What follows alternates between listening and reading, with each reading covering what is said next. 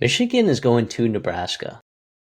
Inarguably, while we're not really talking about it, most people aren't talking about it. One of the more important games in this school's recent history, if you think about it. I mean, like, this can be a cornerstone game. Like, this game, especially with your remaining Big Ten schedule, you got a real shot here. Put the pedal to the metal and put yourself in a great spot to win 9, 8, 9, 10 games, which you haven't seen as a program in however long, And this Michigan team's good. It's good. But you can win. You're at home, 2.5-point underdogs. I know people want to point to the Cincinnati game and be like, they should have lost that game, right? But you and I, CD, we both know, all right, while nationally, other dinguses and tingus pinguses don't know this, that Cincinnati team is a lot better than what anyone is talking about or what anyone is willing to admit. They're better up front than you think. They have a better quarterback than you think. They have a better rushing attack. They got more speed at wide receiver than they had the previous year. That is a better Cincinnati team than they were last year. So just because week 1, you had a tough game, right, which you were able to end up winning, how many one-possession games have you won as a program the last couple of years? Not a lot, especially in that Scott Frost tenure.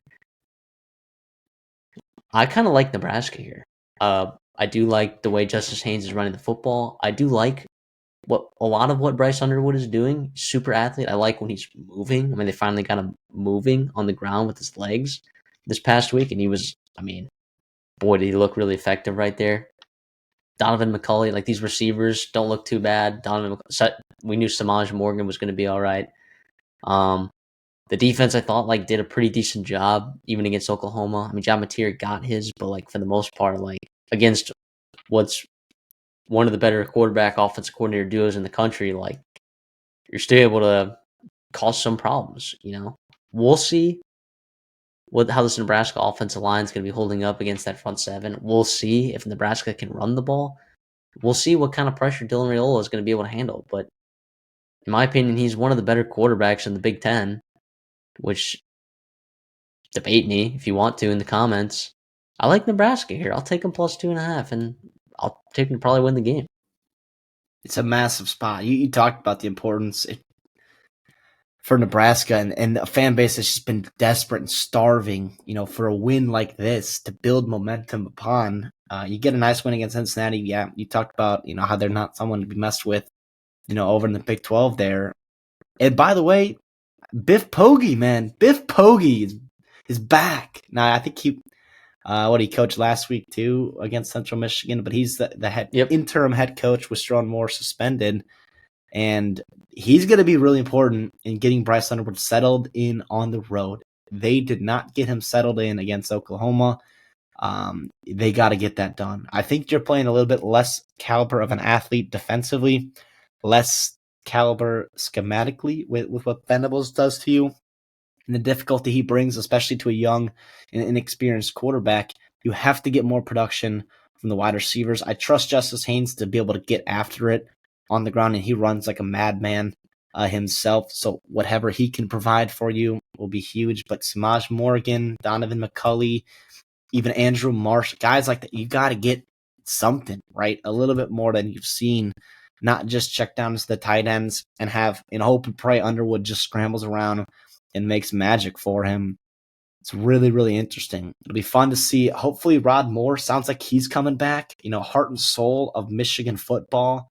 What he's been to them and how important he's been for them the past couple seasons. So I don't have crazy expectations for him as a player right away, and just a brutal injury he suffered. So that's going to take some time for him to get back to himself. But what that can do, motivating and gathering and rallying a team, especially going on the road, like, feels like your back's against the wall against Oklahoma. Yeah, a lot of fun stuff. And for Nebraska, run the football, man. Emmett Johnson is a good football player. Quentin Ives has been kind of a nice surprise for you this year after battling injuries in fall camp. Get after them on the ground. Make Raiola's job easy. Score often and early, right? Be able to run the football, bleed that clock, and really put Bryce Underwood in a tough spot. In Michigan, a team that's not built to come from behind. I think I'm going to go Michigan. I don't feel good about it. I just have I'm still at a spot where I have to see it before I believe it with Nebraska. And I love Matt Rule. I think he's really, really good. As a Minnesota fan, I'm terrified since the day he's been hired at Nebraska of Matt Rule turning that program into what I think he can, and he's well on his way to doing so. I'm still on that wait to see and believe with what they can do there. But listen, Memorial Stadium, it'll be on fire. You got a lot of stuff going around outside of that game. It's a huge spot for Nebraska to get it done. Raiola and all those guys put on a show, and defensively they got a lot of guys on that pass rush that can get after Underwood. But I just have a feeling he makes a couple plays. Haynes runs the football well, and defensively get some stops there and get Biff Poggi to 2-0 in his interim coaching career at Michigan.